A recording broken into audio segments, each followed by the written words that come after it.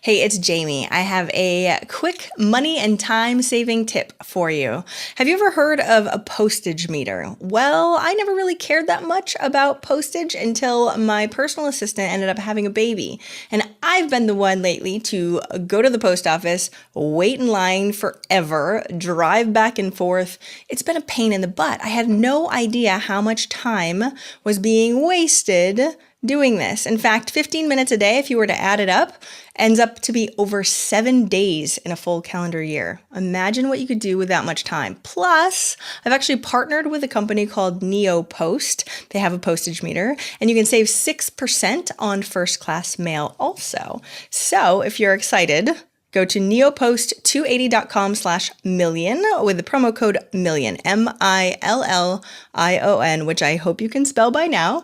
And if you enter your zip code right there, you'll see if you're in the right place in order to have 6 months free of your postage meter by NeoPost. So go to neopost280.com/million to go check it out. And I hope it saves you time and money and frustration from waiting in line at the post office forever. Have an amazing day. Potent advice and inspiration from real self-made millionaires. Welcome to The Eventual Millionaire with your host, Jaime Masters. Welcome to Eventual Millionaire. I'm Jaime Masters, and today on the show, I finally have Steve Olsher. I'm really excited because I feel like we've known each other for a ridiculously long period of time, and yet we don't.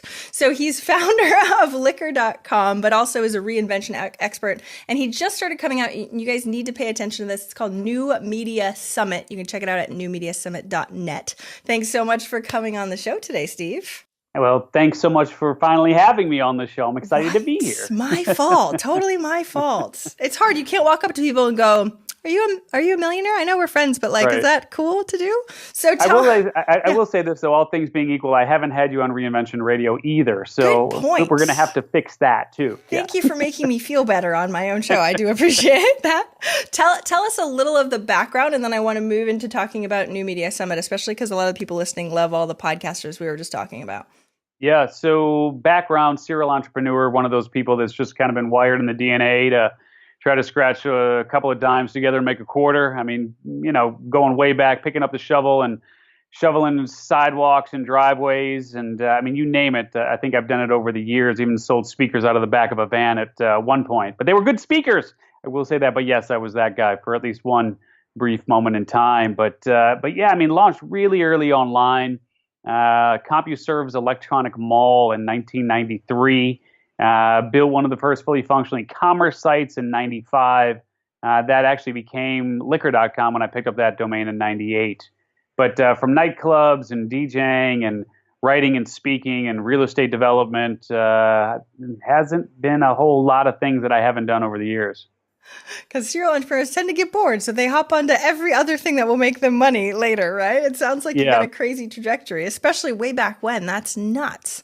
Okay, so lead us up to now. Let's talk about New Media Summit for right now, and then I want to go back and circle back because you've been in this game a ridiculously long time. So tell everybody what it is first.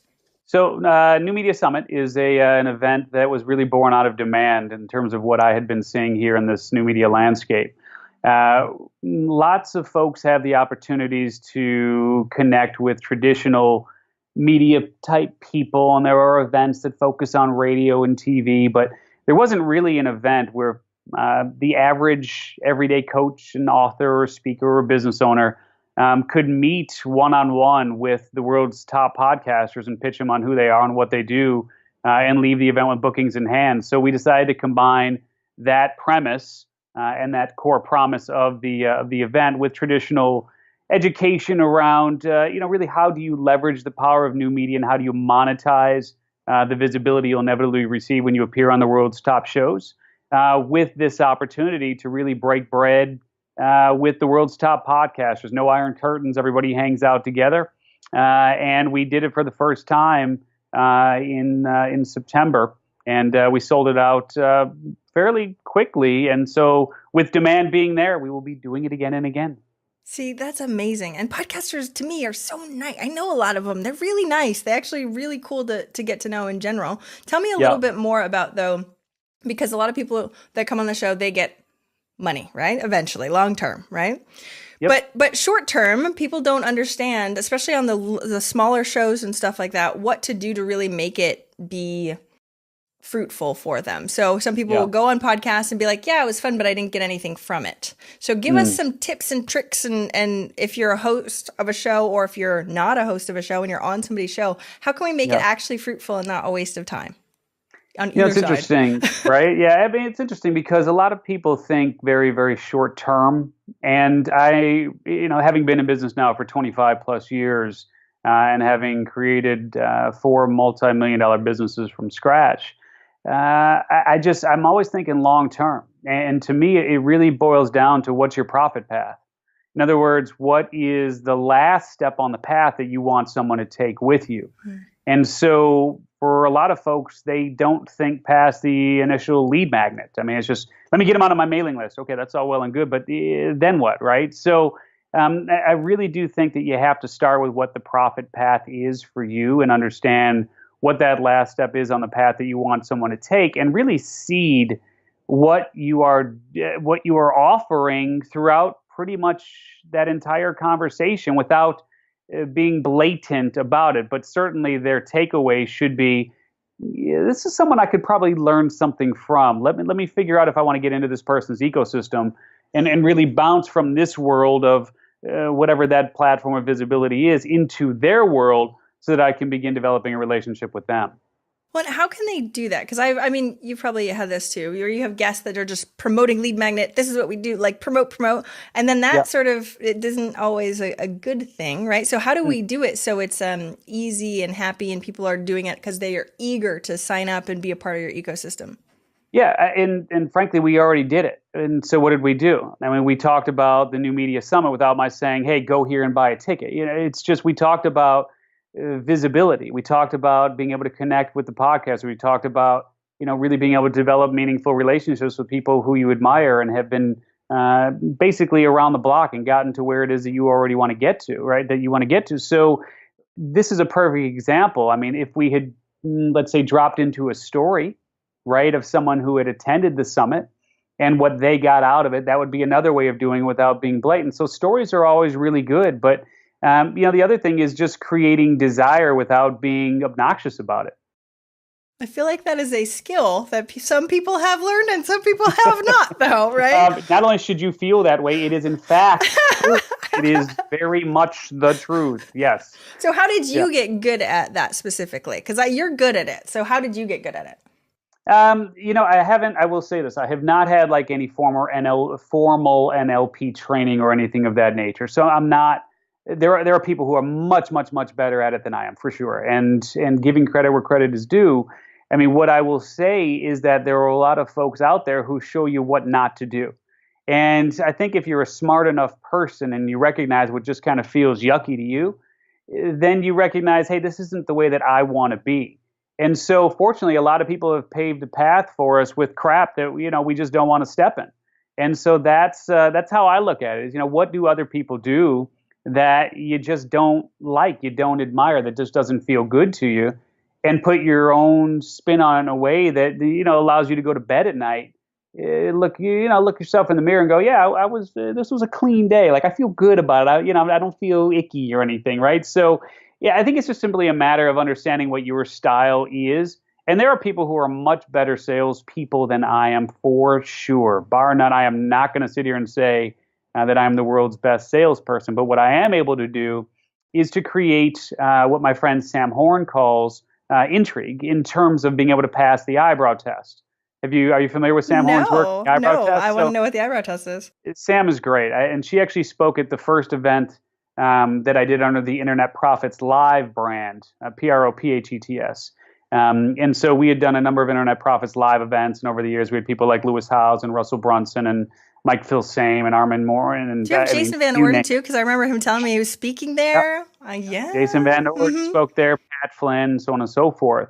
And so Sam spoke at the first Internet Profits Live, and she took people through the exercise of the eyebrow test, which basically means within the first 60 seconds of talking to someone, you really want to be able to create that intrigue and get them to raise their eyebrows and go, what is that?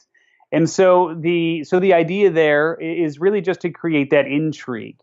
And so now that we've talked about it, and assuming that you're talking to the right audience, and they are the perfect ideal candidates for your products, programs, and services, simply by mentioning what it is and seeding that in a unique way, you can get them to raise their eyebrows and pass that eyebrow test and create that degree of intrigue. So I think intrigue is a big part of it.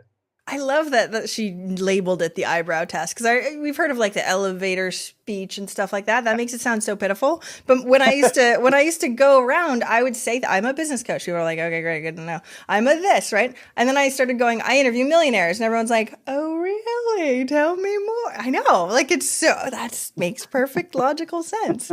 So it's funny too, because you also have a best-selling book in sort of a different subset. So I kind of want to talk about this because I feel like my audience would be really interested in it. So tell us about your book and what you actually do as a reinvention, amazing human being that you are. Well, thank you for that. And if you ask my wife, I'm not so sure how many of those adjectives apply, but at least one or two of them. But the book you're talking about that I put on the New York Times list in 2013 is called What is Your What? Discover the one amazing thing you were born to do. And so what is your what is really about helping people identify the three elements of the what is your what framework, which are your core gift, which is the one thing that's really in your DNA, right? I mean, it's as I like to say, your what has chosen you.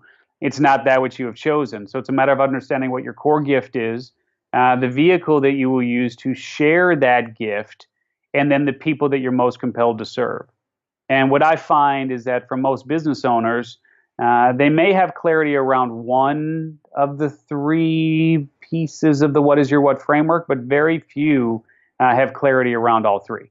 Okay, that's exactly why I wanted to bring it up, because it's not like, oh, you find all of those pieces and then you build your business. It's like we cobble together enough that makes some money and you go forward and you're like, now what? And so can you walk us through how you find that stuff, or can we know what we already have so we know what we're looking for next?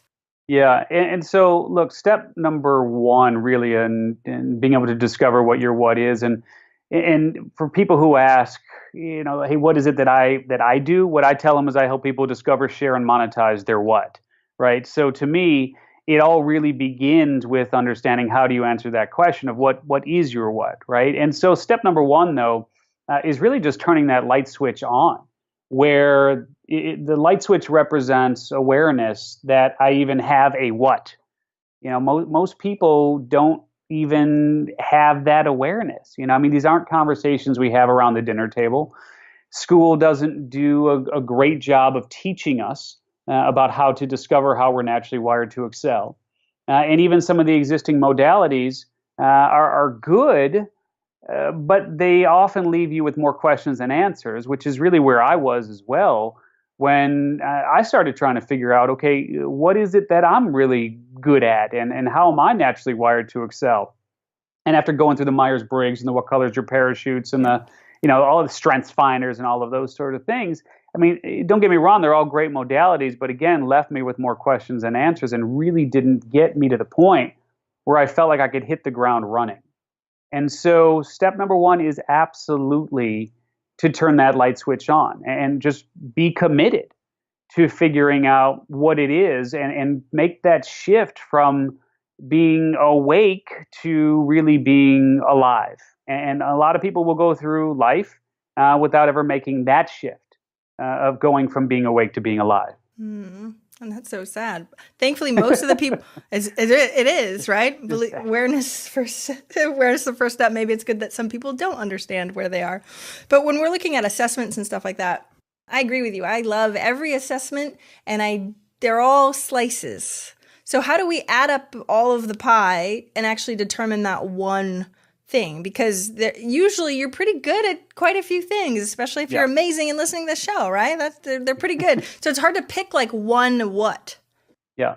And it's interesting because if I were to subtitle the book now, I think I would probably change it from Discover the One Amazing Thing You Were Born to Do to probably discover the one amazing thing you were born to do for now, right? Because life is more fluid, life is more organic, life evolves.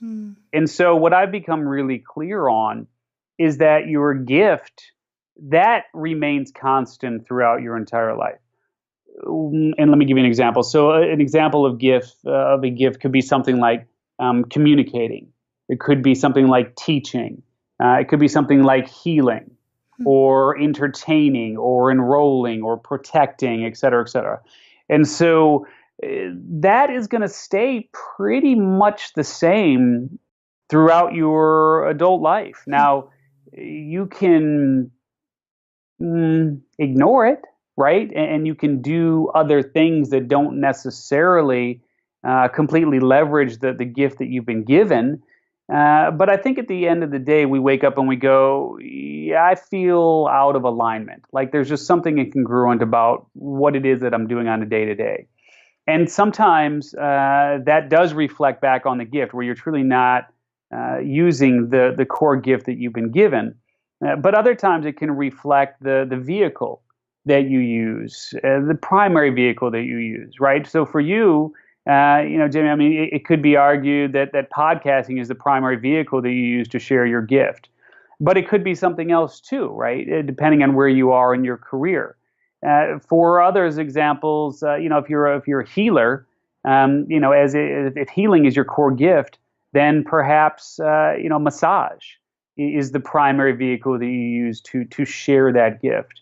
But ultimately, that can change, as can the third piece of the equation, which are the people that you're most compelled to serve. Because as your business matures and as you mature, and also as new things enter into your life and as you have different experiences, I mean, that could be something horrible, like finding yourself a part of the Me Too movement or being diagnosed with cancer or something like that. Or it could be something wonderful, like going to a retreat and just having this incredible experience, or meeting someone new who just opens your eyes in ways that you just frankly, you never saw the world in that way. So once you understand what your core gift is, you can then give yourself the freedom of really acknowledging the fact that that vehicle that you use to share that gift and the people that you're most compelled to serve, those things might change over time. I love the permission that's in that too, because a lot of people are like, oh, I have to find my purpose and then I have to stick with that purpose till I'm dead, right? And that's not really, it's sort of the purpose or the strength, like you're talking about, your what stays the same, but there's lots of modalities that you can shift up and still be interested, especially for entrepreneurs that are little shiny object syndrome also, and they want to be serial entrepreneurs. So now I'm really curious though, and I loved how this totally had the eyebrow test at the beginning when you were just talking about it. I'm like, oh, what's that? Notice my eyebrows raising, which is always a good thing. What is your what? Yeah, and again, I know it seems like a cop-out, but truly, my what has evolved into helping people discover, share, and monetize theirs. Because it's really where I find the most joy. And what I also have found is that just based on my ability to communicate with people of all ages, that I truly am able to meet people where they are. So there's some folks who literally just need to figure out what their what is and are at the beginning of that profit path. And so if that's the case, then the book is a great place to start, or the Reinvention Workshop online course would be a great place to start, right? And so meeting them there. But if they're a little bit farther down the path, and maybe they need to move towards being a better marketer, or gaining more visibility or monetization around what they have identified their what to be, then given my experience and what I've been able to do over the years, I'm able to meet them there as well. So it encompasses people at different parts and different points of their life, but really discovering, sharing, and monetizing their what is what I have found my what to truly be. That's awesome. Okay, tell me a little bit more though, because you've got, like you said, from the beginning all the way to the end, right? And when you have the whole trajectory and the whole path, that's a lot of different subsets, avatars in different areas of their journey, right? And so when I chat with people, and I've talked to Pat and I've talked to a bunch of other people about this, picking all of them is different than picking a subsection. So is there one subsection that you like of the journey? Do you like working with beginners better? Do you like working with the business owners that are already in business and trying to like cobble back together and put it back into alignment, right? Yeah. So that way they're on track? Yeah, I mean, if I've got one group of people that I find really need me the most and I enjoy working with the most, it would be those that I would say are in a point of their life where they're looking for what I refer to as the golden shift. Okay. And that golden shift is a shift from prominence, where they've had something going on in their life of prominence, whether it's as a CEO or an entrepreneur, or I mean, you name it, and that shift into relevance, where they wake up and they go, geez, I've done great in this arena of my life, but it's like, that life wheel where it's like 1 to 10 in this, 1 to 10 in that, and I what you literally got one have of it those life right wheels. next to me. Yeah. Yes, right So next to me. they got like one of those Hilarious. like bumpy, kind of wheels, like, this is all good, this sucks, this is all good, this, that Yeah. sort of thing.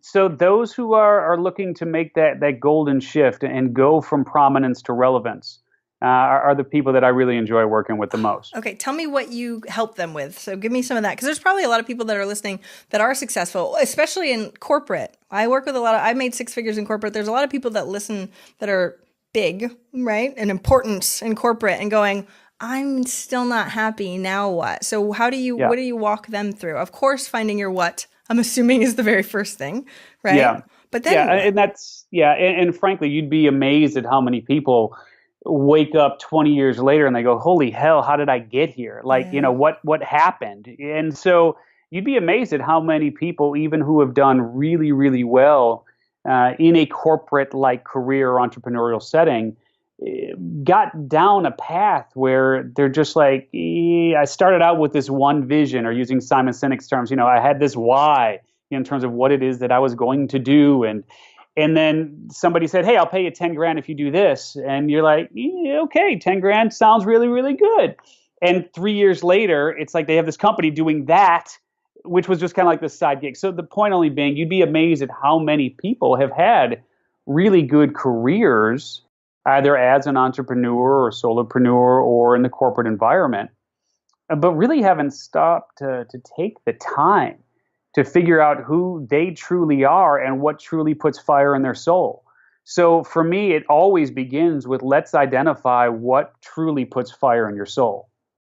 So once they actually, because I'm assuming you walk them through the whole path of actually finding this, right? And it feels very core. What changes in their life? Because fire in your soul sounds amazing, but the stark difference of waking up going like, I don't feel like waking up, to I feel amazing. Like, is that what it is? I feel amazing. Yeah, I mean, it really just boils down to, you'll find that you just don't have enough hours in the day to get done what you've got to get done. The things that used to bother you carry a lot less weight. And, and the truth is that it's kind of woo-woo, right? I mean, the idea of fire in your soul and whatnot.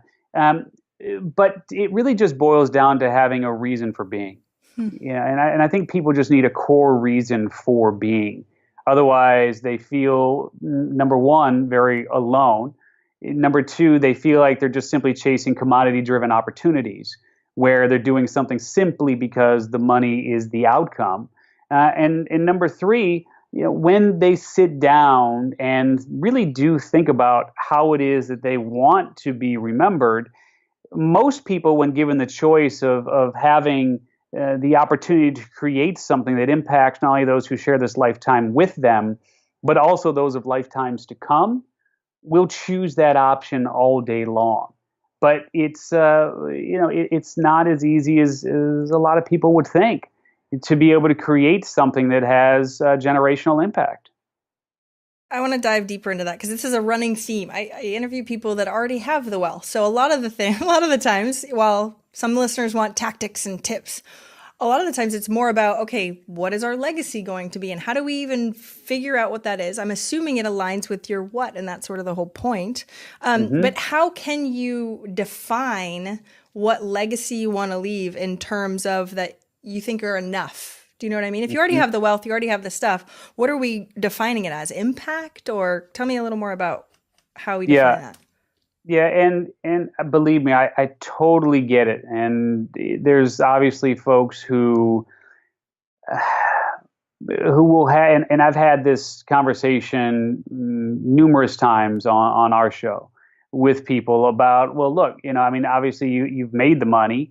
So of course money isn't important, Yeah, right? exactly. You have, talk to somebody who's trying to figure out, right? For you. Try to, talk to somebody who's trying to figure out where their next meal is going to come from. Yeah. You're going to have a very different conversation, right? So, on Maslow's hierarchy of needs, obviously we have to take care of the baseline, the stages, if you will, of that hierarchy first, before we can start looking at legacy and impact and so on. But from the work that I have done with people over the years, and what I've seen in the networks and the community of people that I typically play with, what I have seen is that the two don't have to be mutually exclusive. In terms of most of the people that I find who are the happiest are doing something that makes them a ton of money, but feels very fulfilling in the process. So I don't push people to create something where the two are mutually exclusive. I believe that you should be paid extraordinarily well for what comes, most naturally to you, and that you don't have to succumb to life as a starving artist simply because you're compelled to draw. I used to be an artist, and I was like, artists don't make any money. So then I switched to computers, and then I was like, I'm not very happy. Okay, great, right? I've done all the trajectories, and I never would have guessed in a million years that I would be doing what I am now. So it's tough, especially as you're younger and you don't have the experience trying to figure out, but it's an all evolutionary path, right? So as you learn and as you get data and you're like, don't like that, do like this, don't like that, do like this. Want more money or don't? Mm-hmm. Yeah, which is exactly why I believe that you have to go on concurrent paths, where you literally have to just do a few different things, often at the same time, to figure out what it is that you really enjoy doing. Because oftentimes just by simply doing those various things, I mean, like you could think you want to play baseball and like that's your thing. But reality is, when you take into account spring training, 162 games, all of that travel, the postseason, if you make it and so on. I mean, baseball, it's a great game, but do you really want to be doing that every single day? Which is why, when I take people through the exercise of really figuring out what their core gift is. Now, there's an exercise called the 7 Seeds of Your Soul, and there are a few different questions that run against kind of a couple of checklists that you have to cross-reference. But a couple of the questions that are there include, would doing this inspire me, every single day, and does this come as naturally to me as breathing, right? And oftentimes, just those two questions alone eliminate a lot of those things that on the surface you might say, yeah, that would be great to do every single day. But when you really think about it, does that inspire you? Is that something you would, be fired up to do every single day? And oftentimes the answer is, not really. Okay, so and that's the thing with people, especially people that feel stuck in day jobs, right? And so it's like, where's the transition? I remember telling my best friend she wanted to quit her day job and become a dog walker and dog sitter and stuff like that, right? And I was like, okay, great. She loves animals, but you would think, right? Makes sense. And then I'm like, well, test it first. Like, you want to date it before you marry it, right? Just in case. And she hated it because the hours were all at nighttime, right? That's and it's picking up a lot of poop. Yeah, exactly, right? That's a lot of poop. When you actually get in there, you're like, never mind. But that's the thing that I find most don't talk about, that we should try lots of things. So that way we do know what we like and what we don't like in reality, instead of just, I think I'd love it. And then we idolize it as if it would be the best thing in the world. And then you get down there and you're like, poop smells. That's not good. I don't like this every day. Yeah, it's interesting. I in the book we talk about the transition, which is going, and that's the exact term that I use, which is going from that day job into making what it is that you're truly fired up to do the primary source of your income, right? So it's something that you can make that you can really cut the rope and jump into that on a full-time basis. But what is interesting to me is, most people feel like they can, they have to do one or the other. like they have to jump, both feet in. I want to be fully committed to this. But fact is, you could wake up at 5 instead of 7:30. You could stay up till midnight instead of going to bed at 11. You can use your weekends. You can do all of this. A lot of hours in the day where we can devote towards what it is that we believe we are truly compelled to do. And if you think about it like a recipe mixture, where right now 0% of your income is derived from what it is that you're truly fired up to do, or your what, if we're using that terminology, and 100% of your income is derived from your day job, then if you start using some of those off hours and you follow Jamie's advice, or you build a funnel, I mean, whatever these things are for you, and some money starts to flow in, and now 1% of your income is derived from what it is that you're truly fired up to do, and 99% is derived from what you don't. Just watch that mixture, if you will, where now it gets to 580, 95 and 1090 and 2080, et cetera, et cetera. And eventually it'll get to the point where you'll know when you can, in fact, cut the rope. And for some of you, it may need to be 100%. Mm-hmm. It may need to be 100% of your current income before you can cut that rope. For others, you may find that it could be 50% of your current income. And this really is where I believe you have to sit down and give serious consideration to what it is that you want versus what it is that you actually need.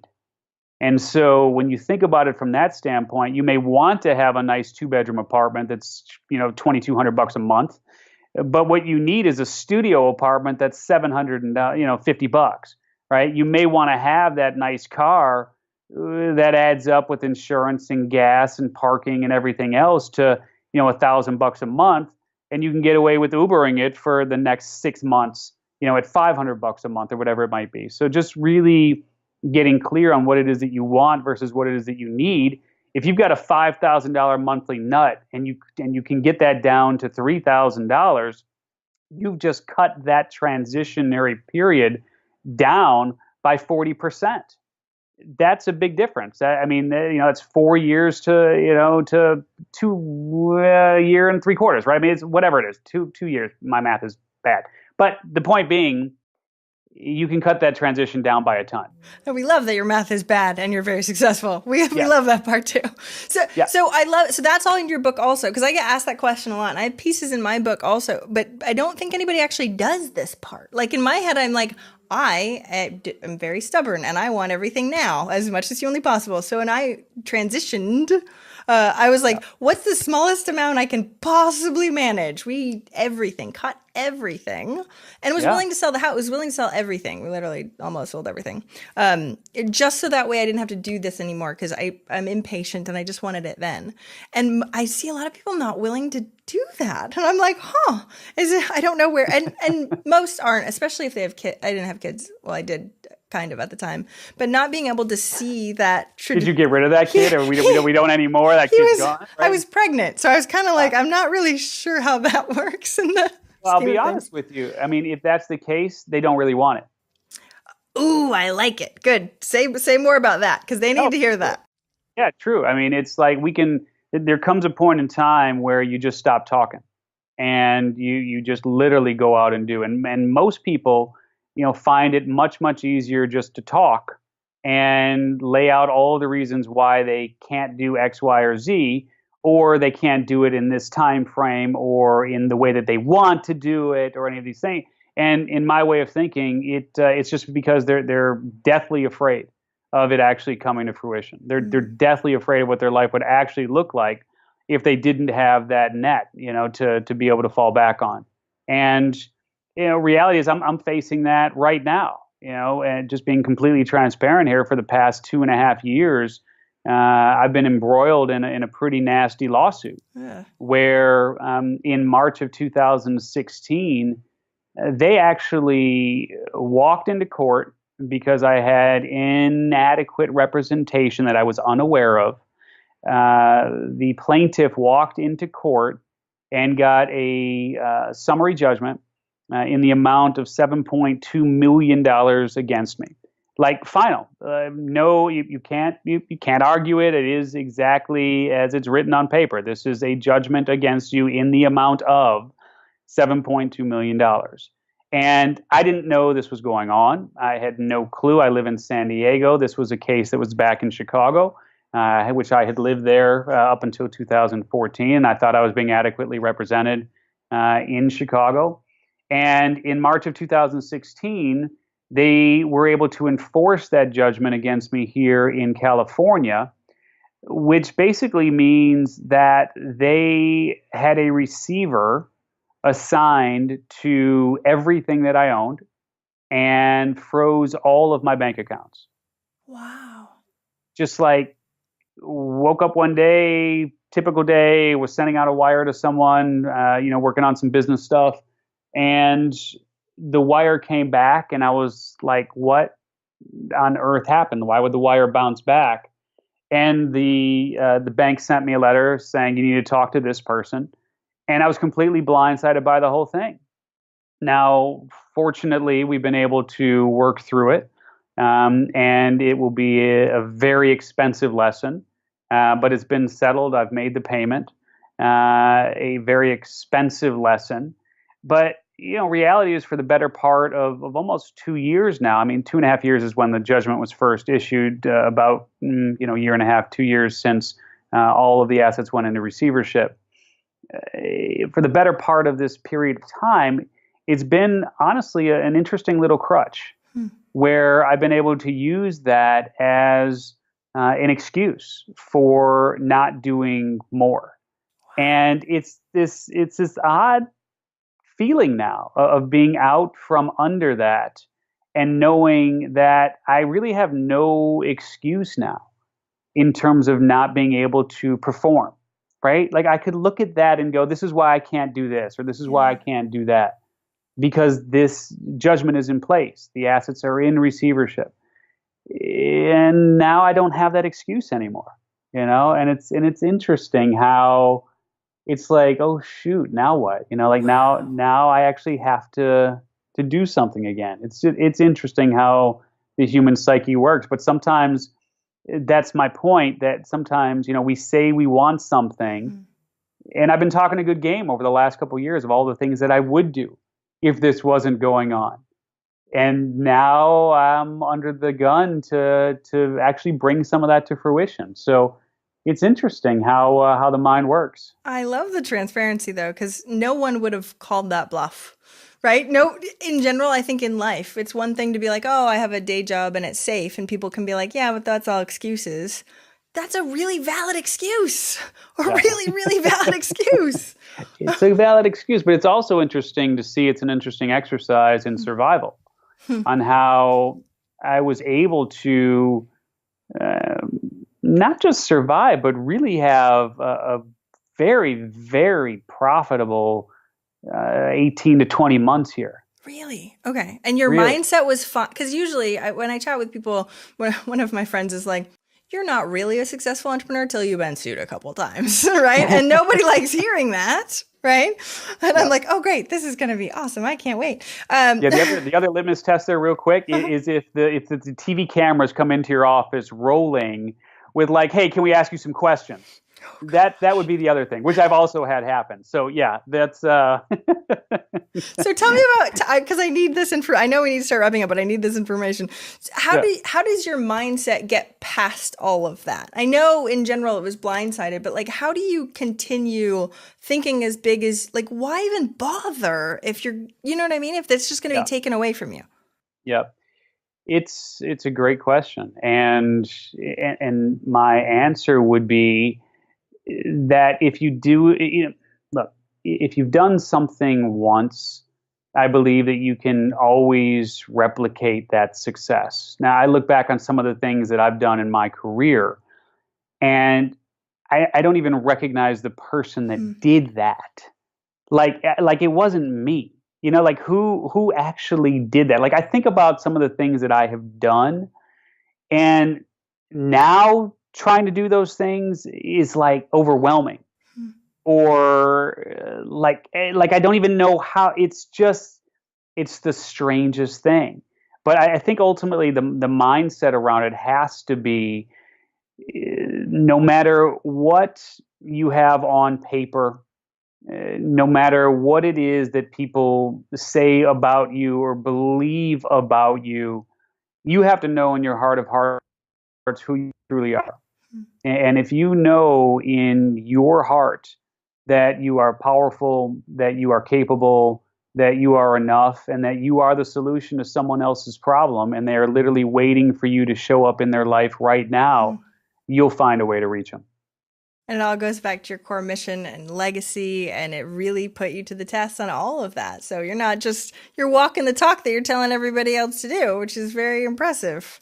Yeah, for sure. And what's the other option, right? I mean, I think you just saw the young man and the dogs out there, right? And I mean, we live a great life. I'm not going to sit here and say that we don't. I mean, we've got a beautiful home in San Diego, and the wife and I have been married for over 20 years. And we got two, great kids, albeit as every parent has challenges. We've got our challenges, but it's a pretty good go. And I don't want to go back to not having this type of life. There are a lot of people who say, "Oh, you don't need this, you don't need that, this, that, and the other."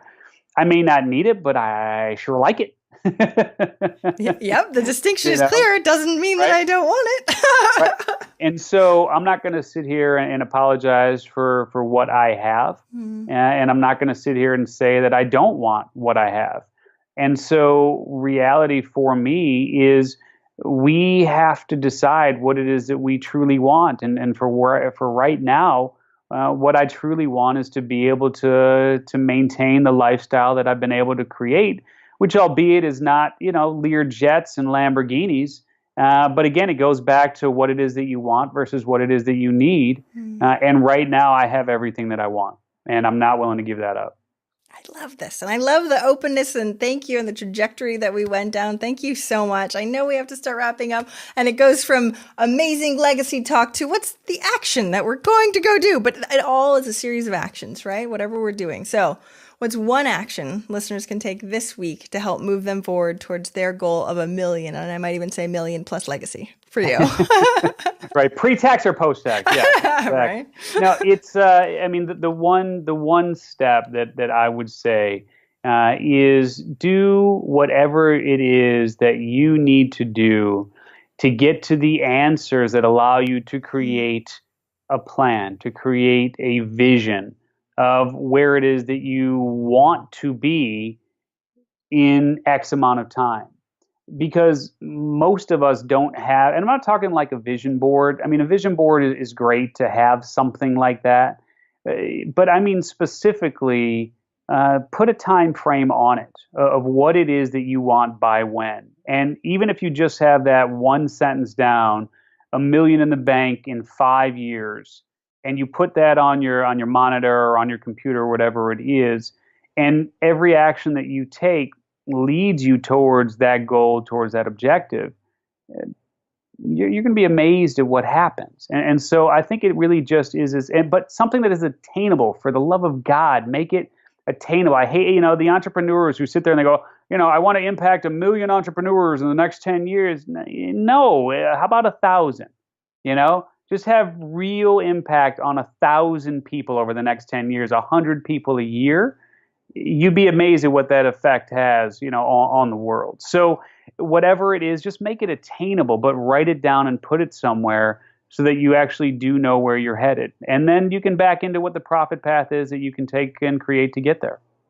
Focus. So important. Thank you so much for coming on today. And everybody should go pick up his book, especially if anybody wants to quit their day job in general, but for everybody else that has a business also and can figure out the rest of their key factors so they're happier, because that is so important. Tell us where else we can find more about you, getting the book, because I don't think I mentioned that before, but also on New Media Summit.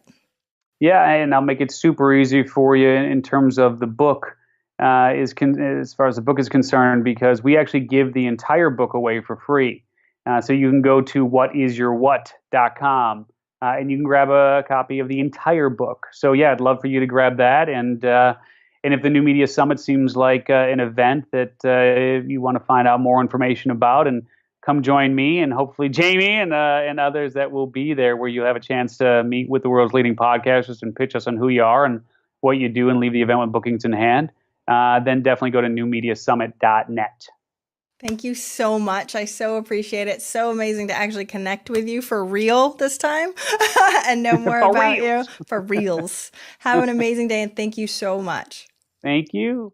Thank you so much for listening. I hope you enjoyed that interview. And if you want to check out more amazing resources, I'm only curating the best of the best. Go check out eventualmillionaire.com. You can take the Eventual Millionaire quiz, figure out where you are in business and what you need right now. Plus, you can look at curated resources specifically for you on the new Start Here page. I'm so excited. Please join us. Please let me know if you need anything at all. I'm here for you. And have a fantastic day. Bye.